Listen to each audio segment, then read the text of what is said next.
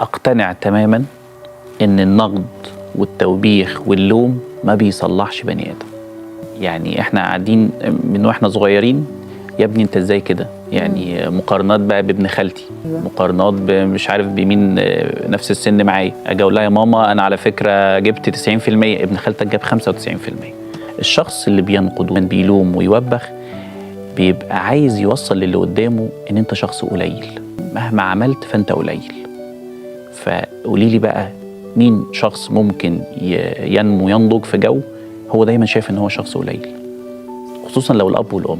بابا وماما هم أصدق اتنين في حياتي. حتى في حاجه نفسيه يسموها كده النبوءه ذاتيه التحقيق. يعني لو قعدت اقول لابني انت شاطر انت شاطر انت شاطر هيبقى شاطر. صحيح. ليه؟ لان هو بالنسبه له انا أصدق بني ادم في حياته.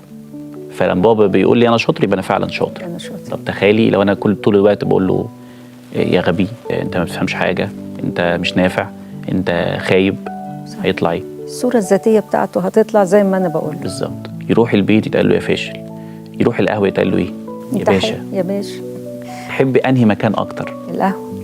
فالنبوءه ذاتيه التحقيق، لو انا قاعد مع شخص طول الوقت بينقدني وبيلومني وبيوبخني، وخصوصا هو شخص مهم في حياتي، علاقه كبيره زي بابا ماما اخويا الكبير، شخص هو ذات سلطه في حياتي، طبيعي ان انا ايه؟ هاخد النبوءه دي، هو شايفني كده يبقى انا فعلا كده.